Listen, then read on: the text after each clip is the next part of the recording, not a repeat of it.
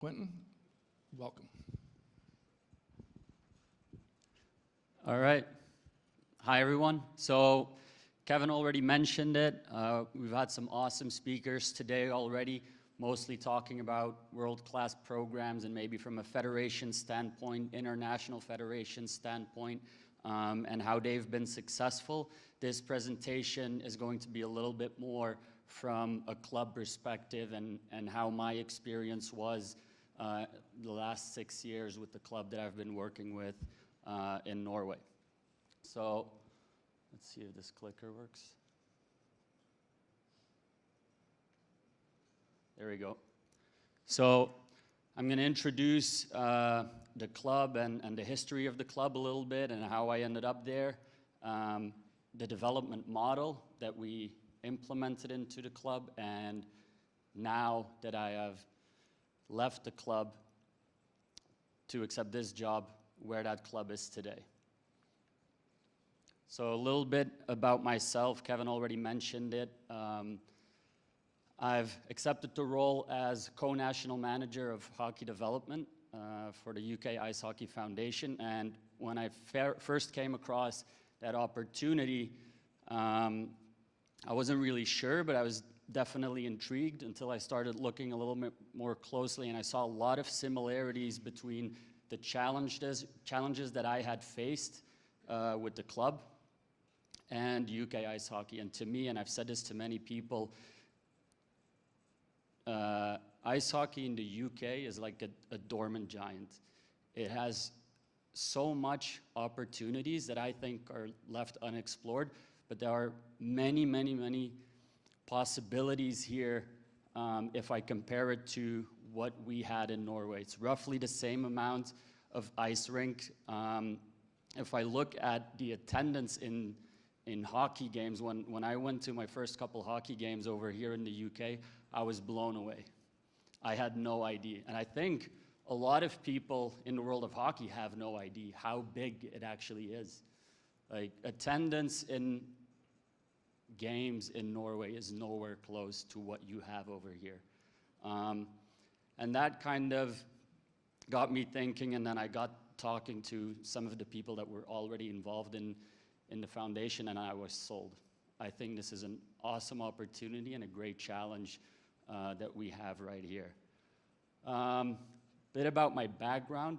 I'm from Belgium originally, and I had my entire youth sports experience there, or at least until I was 14, I played in Belgium. So when you talk about non-traditional market and how to tackle it, I've actually experienced it as a player. I was lucky enough. My youth coaches, parent coaches, they were awesome, and I had the best youth experience that I could wish for. And it's what kept me involved in sports. It's why I loved hockey, but it was Belgium, you know. It's like people talk about limited ice time and things not being professional enough. The way I experienced hockey as a kid greatly influenced how I approach it now, and how my coaches, sometimes in unorthodox ways, tackled some of the challenges in front of them just to make sure that we have a good time and enjoyed ourselves, is what I take with me in how I approach the job today. So Kevin mentioned it. I took an interest. I wanted to work in sports, so I moved to Finland. I was coaching there, studied there until 2020, COVID, and I was looking for a new challenge, and that's when I went to Norway and I joined Jar Idrettslag as a director of player development and sports. So a little bit about the club. It's located in the suburbs of Oslo, just on the west side, outside of the big city. And it's not a hockey area at all. So the biggest sports on the west side of Oslo are actually bandy and football. And bandy is, it's 11-a-side. It's when they freeze over the soccer pitch, and it's like field hockey, but on skates. It's a bit wacky looking, but they love it on that side. So summertime football, wintertime bandy. The club is Jar Idrettslag. The club is actually way older. It's from 1943. It's a multi-sport club. And the biggest sports were skiing, handball, football, and figure skating. They built the facility and added hockey as a non-traditional option in the club. They built a facility that opened in 2013, and that facility was to be shared by hockey, curling, figure skating, and wrestling. It's a one-sheet, small neighborhood rink. In their first year, they had 40 members, majority of which were adults, rec players that kind of got involved in the club, across 3 teams. So they had a little bit of a start to skate, and then a kids team, and then they had their adult team. So when I was approached by Jar, we looked at what some of the challenges were that they were facing. Basically, by the time that I was getting there, they had already grown a little bit. They had a couple hundred members, but there were huge holes in their youth structure. So they would have one age group that had 20 skaters that was doing quite well, competitive against other clubs. Then the age group below that had 7 skaters, age group below that, none. Then another age group with 22 again. So it was very inconsistent in terms of members in the different age groups. And that also led to the different teams inside the club were all like little clubs within clubs almost, little islands. There was very little cooperation between the teams within the same club. So everybody, you know, it's a completely volunteer-based club, so everybody was just kind of doing what they can to keep their team alive, and there wasn't any system behind all the different teams or age groups. So that led to member dropout. Players thought they didn't get enough opportunity, or there wasn't a clear player pathway, especially from 13 and older. We saw that a lot of players either went to another club, and because of players leaving clubs, other players quit and so on. So that was one of the major challenges over there. Because there's no hockey in that region before, there's also no coaching experience. Most clubs inside Norway, and it's the same anywhere, a former player comes back to the club, wants to give back to the community, turns coach. But since there was no hockey experience in that region whatsoever, there was also no coaching experience. There was no older generation, no former players that could take over a coaching position and help out. Lack of ice time, as it always is, was one of the challenges that they mentioned, and the lack of hockey culture. The lack of hockey culture was a bit of a curse, but at the same time a blessing, because us introducing new ideas and a lot of the things that Kenny touched on and Kala touched on, when I presented this to the club, they were very open. We didn't have a lot of issues with old school coaches or players that were quite stubborn or rigid and, you know, this is the way we've always done things, because there wasn't a way. So anything we introduced new in hindsight was quite easy, because people were super open in, you know, please tell us what to do.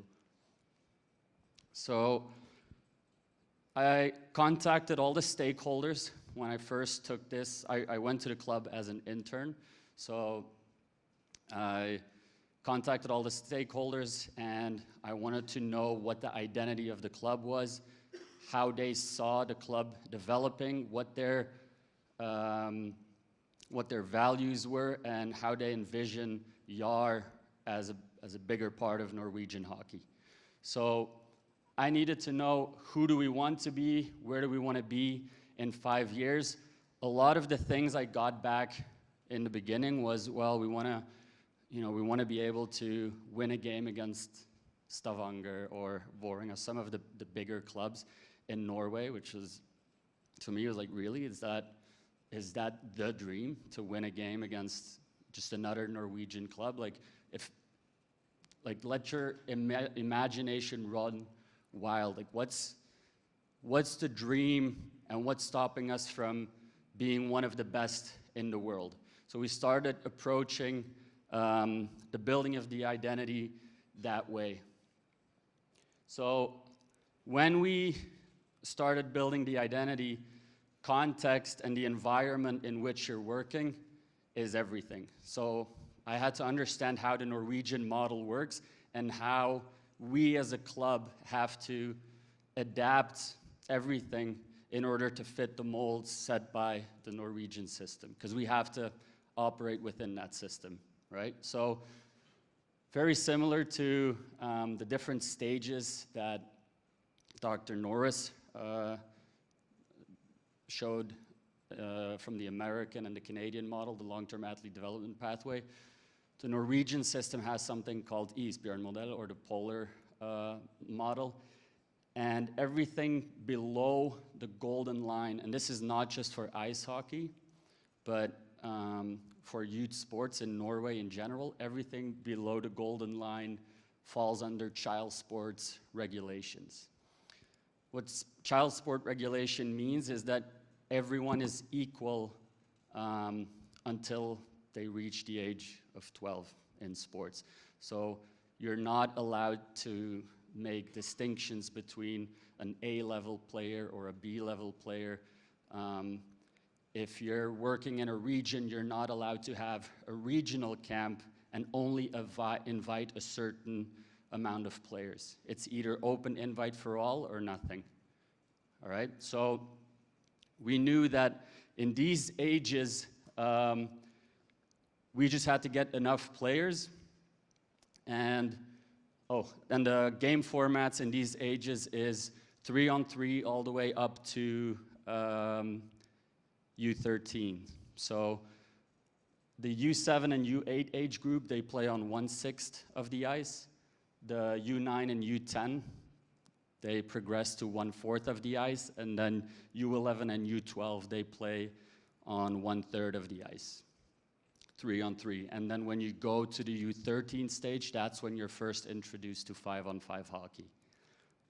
But still under child regulation, meaning if you have two teams, those two 5-on-5 teams need to be randomly mixed. You can't have an A team or a B team.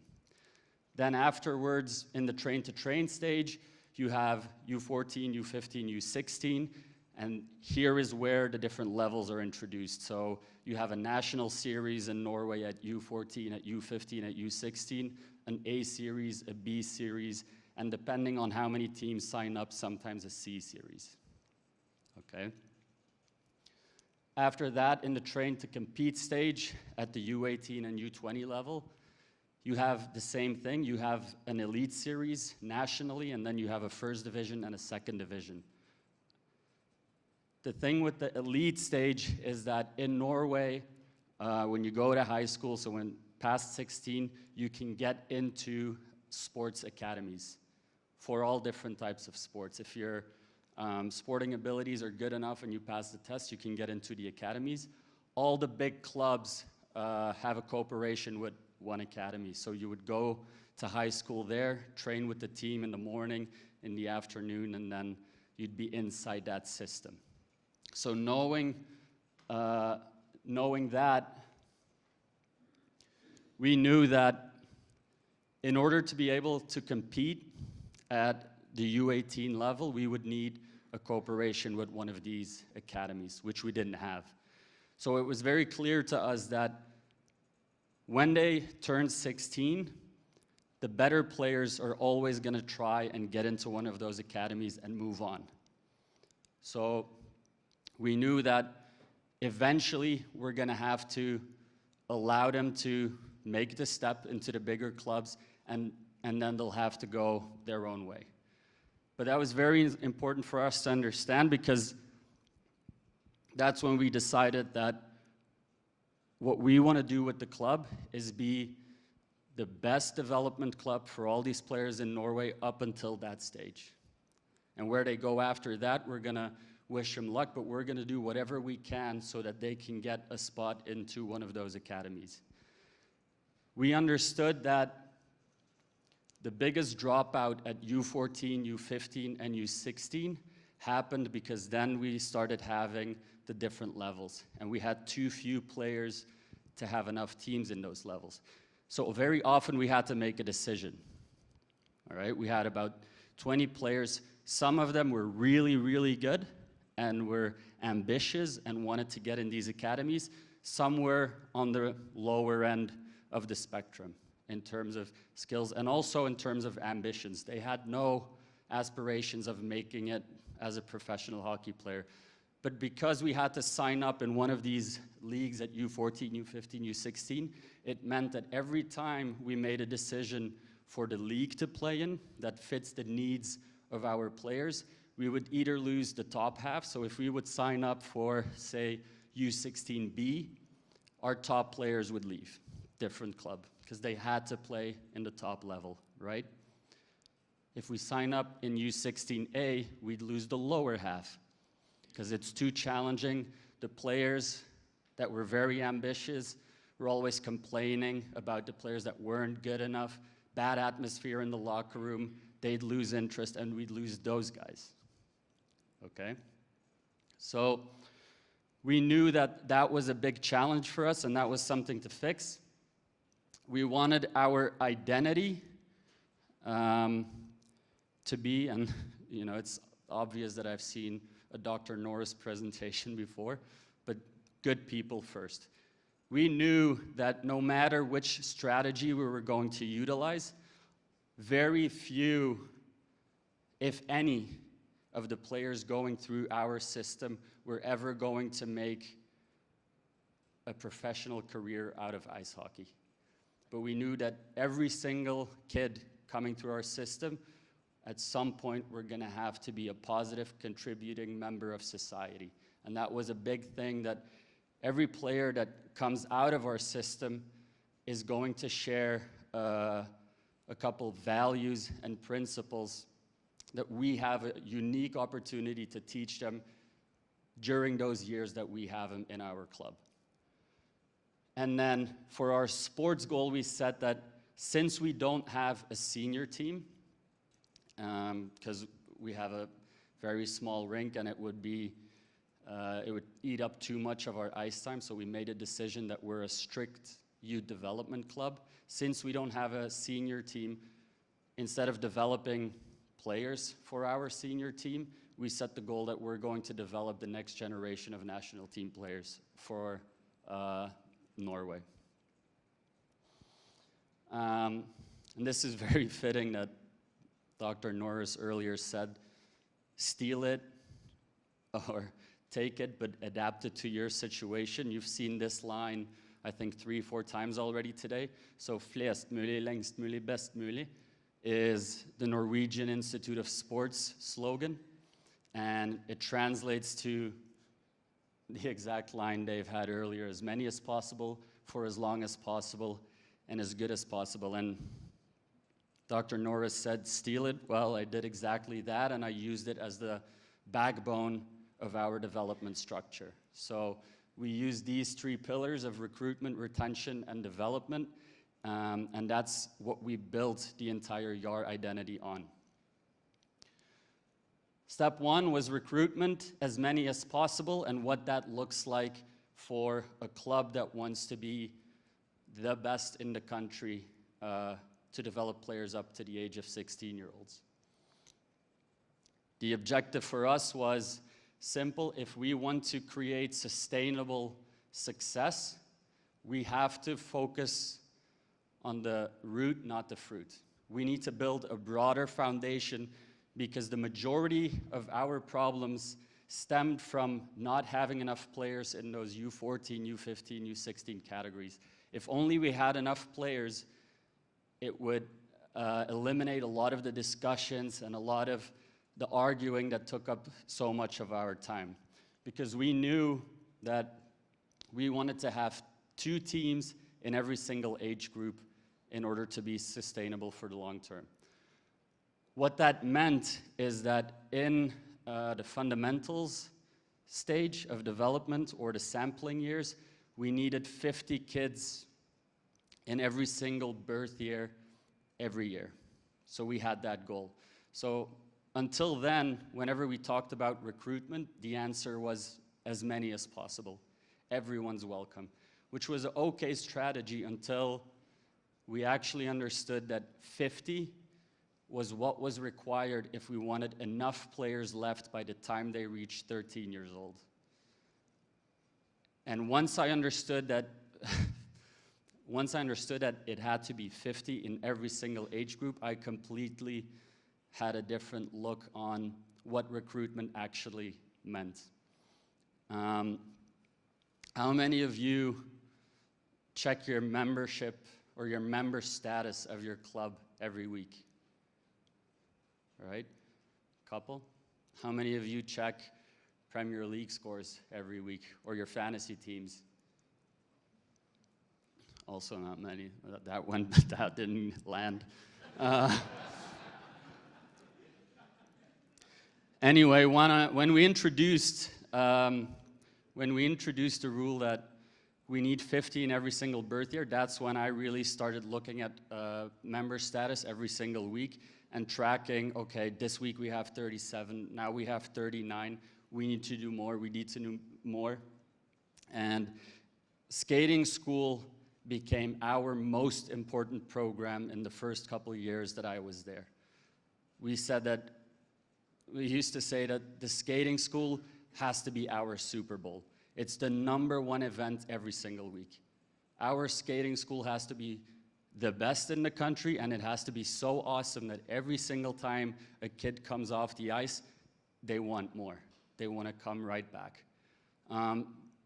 So we started doing a lot of advertising for the skating school. Now, I wish that I had a speaker like Erica come and speak on how you can advertise and market, because all the mistakes she made, I had to learn while doing. I made all of those mistakes. But we tried really hard to push out awareness that our skating school was starting up and that it would take place every single Tuesday and every single Saturday, same time. The reason we chose Tuesday and Saturday is because football and bandy didn't have programs going on that day. So we knew that if we're gonna compete with these big clubs, Stabæk football, Stabæk bandy, we're gonna be in trouble because they're always gonna choose those first. But if we can schedule around it, we might get some of them to at least try hockey. Our target group were 3 to 6 year olds, or as I learned today, the moms of 3 to 6 year olds. And the reason for that is exactly the same thing. Bandy, handball, football, they offered organized activity for kids at this age. So first, our skating school started at 8U. I think that's maybe the case for many. But we realized that we were a bit late to the party. Most kids were already participating in some kind of form of organized activity in different sports.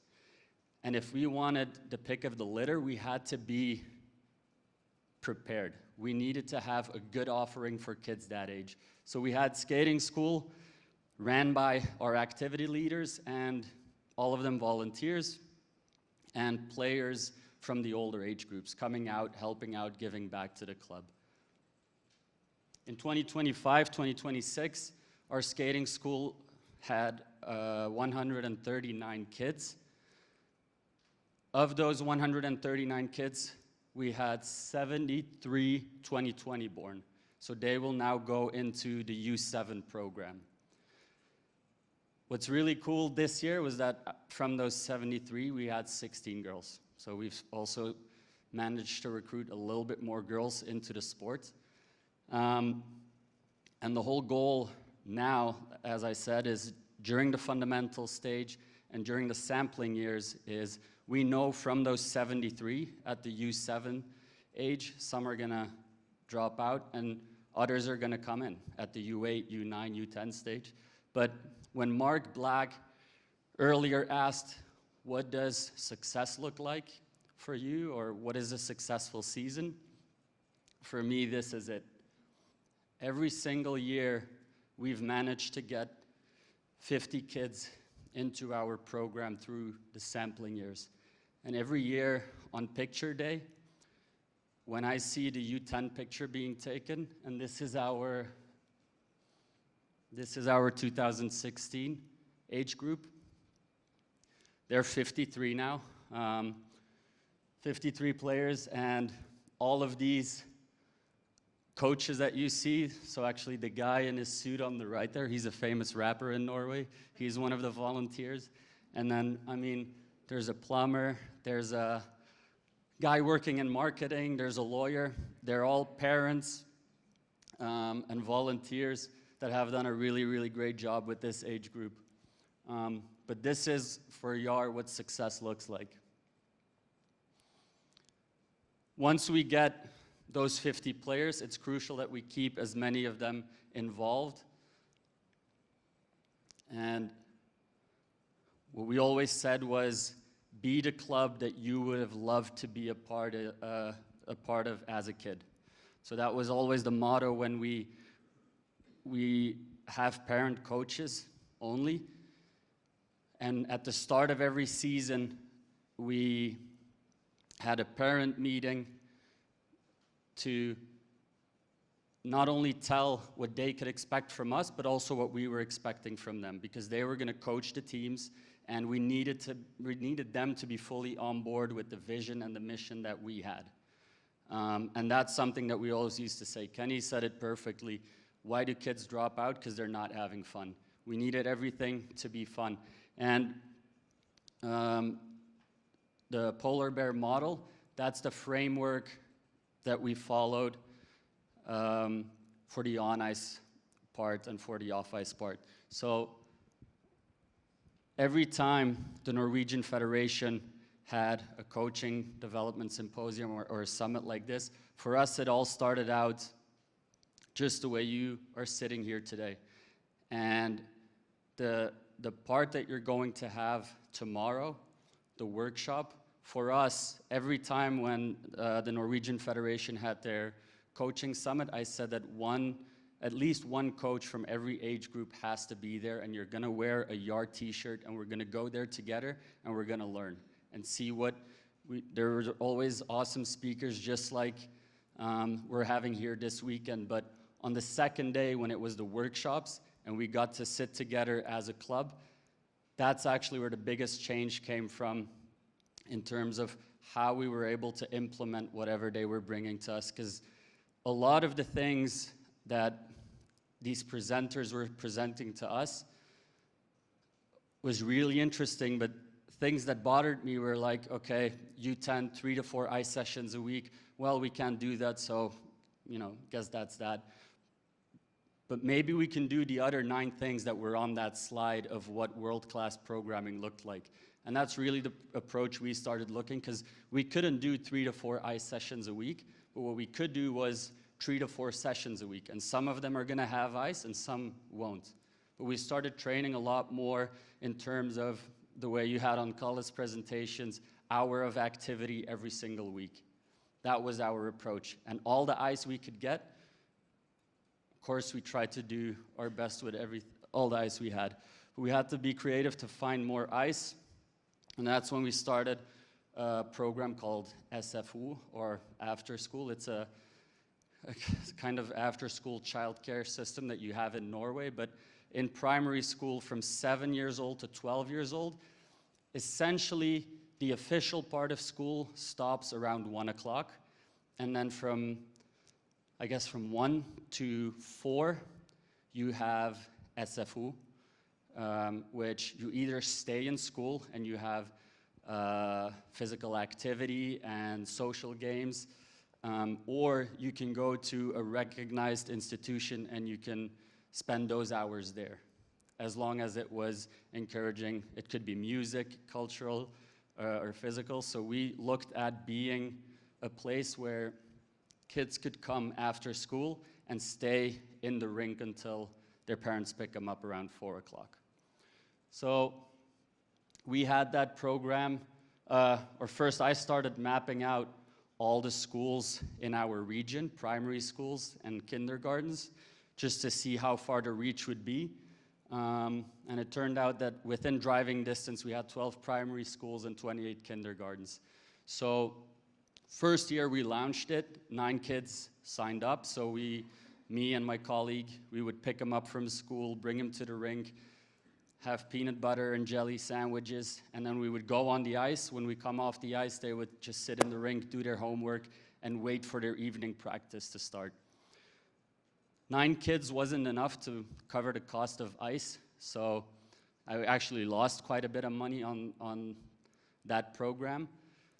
So we were a bit like, what do we do with this? It's free ice time during the day. That's why we started it. We noticed that nobody was using that ice time during the day. We spoke to the rink.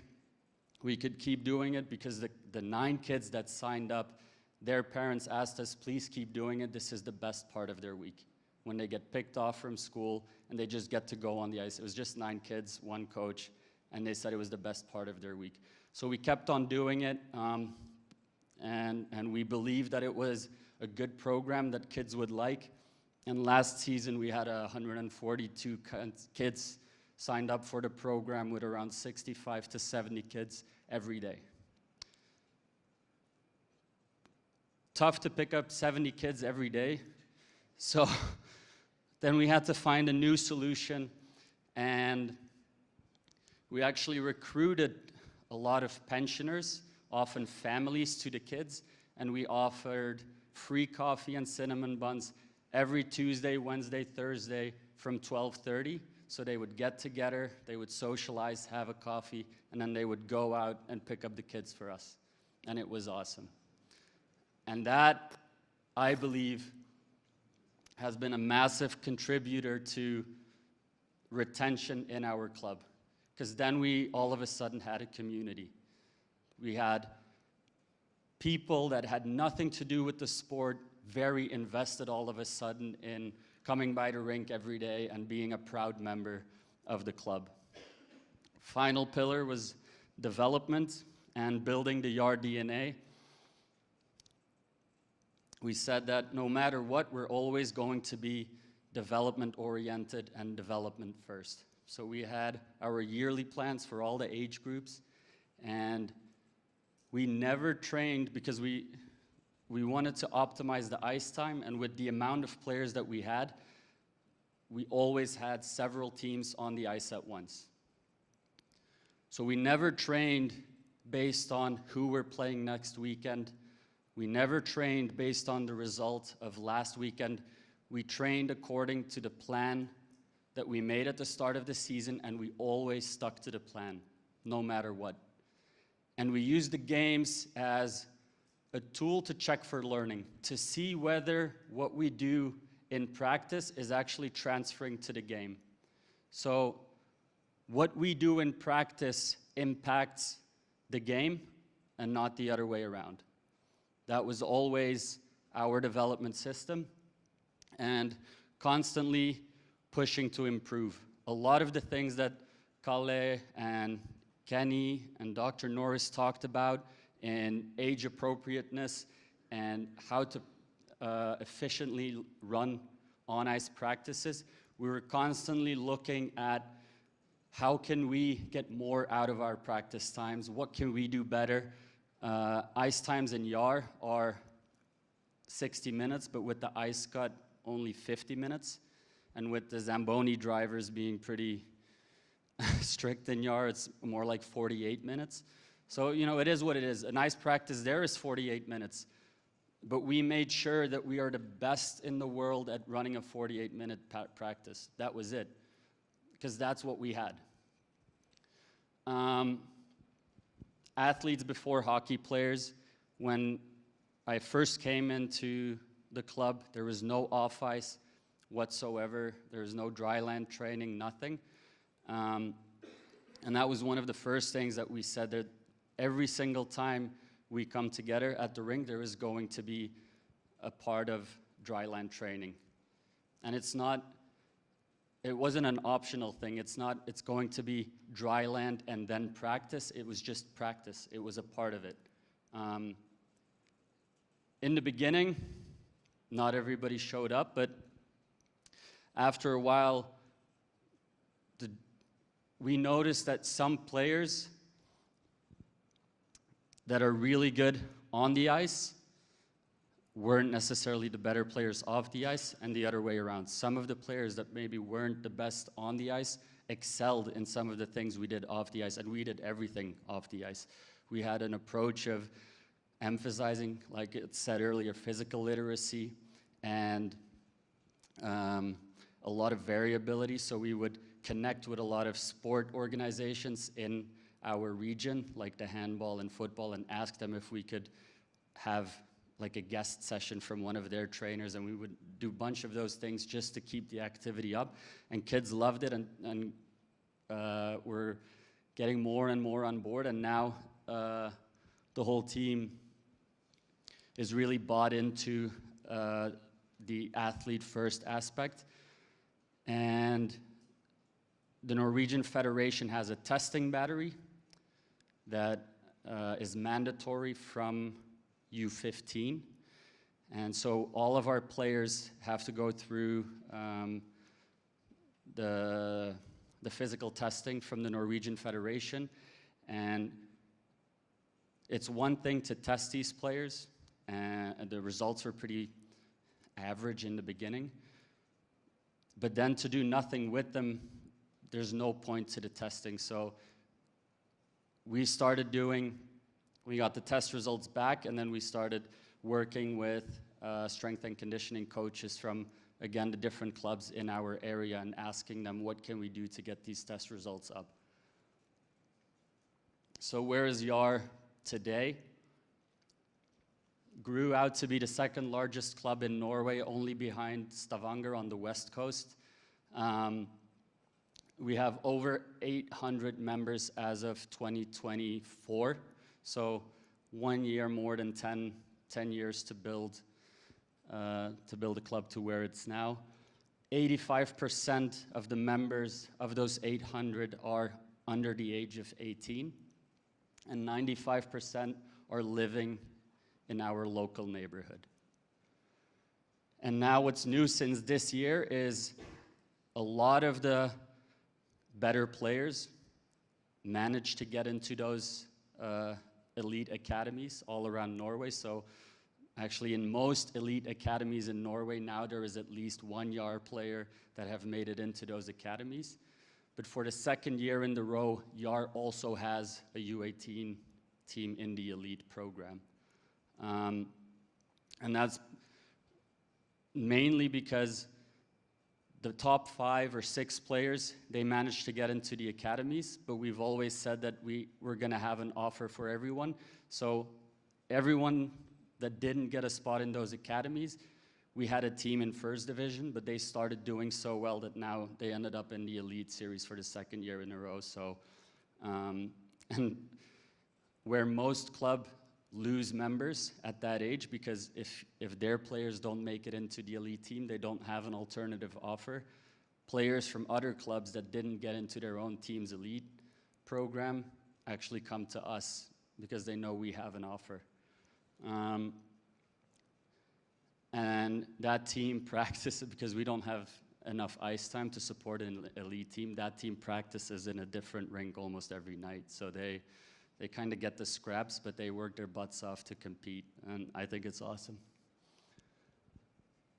Not the goal, but the result. I thought byproduct would sound a little bit too accidental, as if it happened by accident, and it was never an accident. We always knew that what we were doing was eventually going to lead to the right results, but in 2025, we got recognized by the European Hockey Club Alliance for the best youth development program in Europe, called the Konkan Youth Retention Award.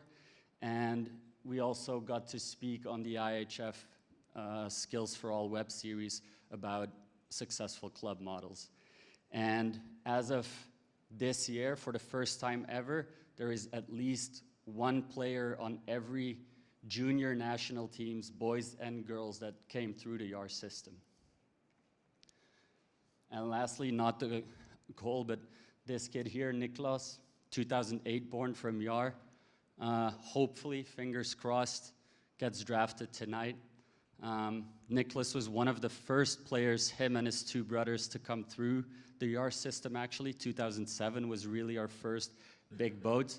And he stayed with us until, I think, U14, when his family moved to Sweden and stayed there. But every summer, Niklas actually comes back to Jar and trains with us in the summer. So fingers crossed for him this evening.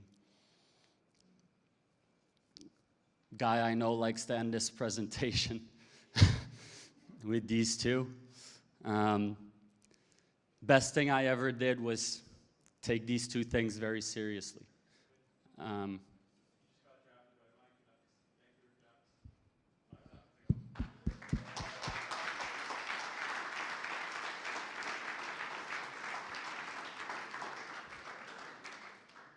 That's really awesome.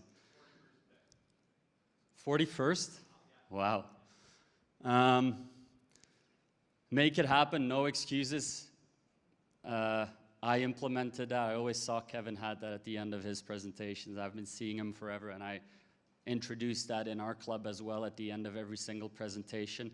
If there's one takeaway I'd like you to get from this presentation, is that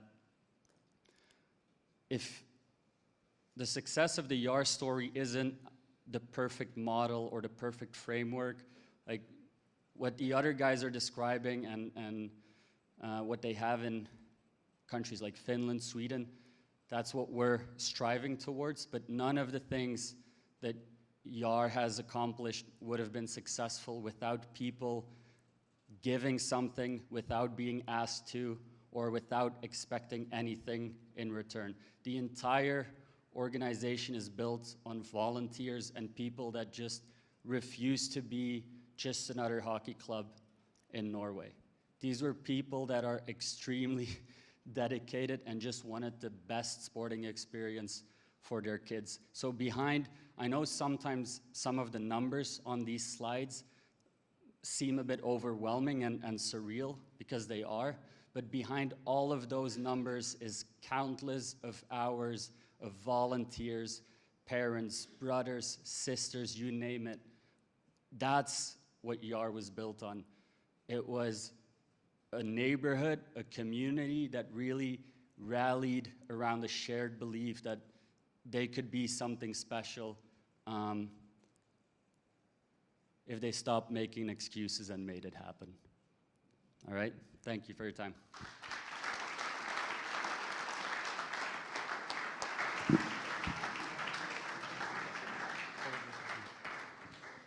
That's awesome. Great example. Great example for us. A lot of similarities there that we saw in North America, and I think a lot of similarities and challenges that we have here. Are there any questions for Quintin while Marcus makes his way up here? Any questions? Yeah. Pete? Use your coach voice. Yeah, I use that. Yeah, I'll just use this. Quintin, Yes. You talked about the ice utilisation with really short numbers, like 48 minutes. I think that's a massive problem in the whole country, to be honest, unless people are lucky over here. Can you explain how many kids were on the ice? Yeah, so we always had one birth year on the ice at the time. So that would be from 60 to 40 at least, every single time. So the station-based practices that Kenny mentioned and the small area games, we had no choice but to do that if we wanted to achieve the level of activity that was recommended for that age-appropriate training style. And none of these players ever got to practice as a five-man unit, as we would call it, because we simply didn't have the ice time or the capacity to do something like that. So to us, it was quite, wouldn't say convenient, but when we presented all of the things that you've just seen today to parents in that parent meeting at the start of the season, it was quite easy to convince them that, listen, we're on the ice with 40 plus kids every single day. If we don't do station-based practice and small area games, we would use the activity tracker that the guys mentioned earlier and just show them that it's all we can do to get the necessary activity time on the ice. Awesome. Did that answer your question? Yes, I just think it's, I was in a meeting last week about this, and they have 6 hours ice time in Milton Keynes. So 6 hours is not a lot of ice time, and they have 10s, 12s, 14s, 2 16s, no, 1 16 and 2, is it 18s, 19s, the age groups. And they have 6 hours ice time, and they asked me what I thought, and I said, well, you're probably gonna have to join some teams together and get 40 kids on the ice. Do you know, like, and they're like, oh, we have games. And I said, well, you're not winning anyway, so it's not making any difference. Maybe you'll get better if you work on more skills. And I just told them the truth. Do you know, it was like straight to the point. And it was just interesting listening to you, how I liked the comment, the identity. I thought it was really clever. Development driven, and use the games to assess or evaluate if it's working. Do you know, I think that's a really, really, really good comment. Like a really good comment. Do you know, as coaches, we, you know, the job we're in, you're trying to win, or you're fired. Do you know what I mean? Like it's a different type of pressure, but like this is, I'm going to go back with that. I think it's an absolutely brilliant model. I think it's really important. And there again, if you have that amount of players on the ice and you want to run a efficient practice session, that's not something that you can do by yourself. If you don't have 5, 6 people out there helping you out, there's no way of running an efficient practice session with that amount of kids. Okay, so we would constantly be educating and convincing parents that, you know, you don't need a hockey background. It's fine. Like, we're the hockey guys. We're gonna teach you, and we're going to tell you what we expect from you every single practice. And it really isn't rocket science to run a station. And you kind of have to know who you have on your team when you're distributing responsibility on the ice. You know, some guys are better to take care of a technical station, and some guys are more of the, you know, the fun parent that can run a small area game in the beginning, just as an example. But you need help. You have to, a lot of people are very willing to help and they want to be a part of it, but you need to ask. All right, that's the biggest mistake I see clubs make, is they're kind of sitting back expecting people to just walk in your office and say, hey, what can I do to help? But you have to start knowing everybody in your club, talk to them, hey, would you like to come on the ice with us? Would that be something you're interested in? You gotta like actually push people to contribute there as well. You got to recruit the parents too. Yeah.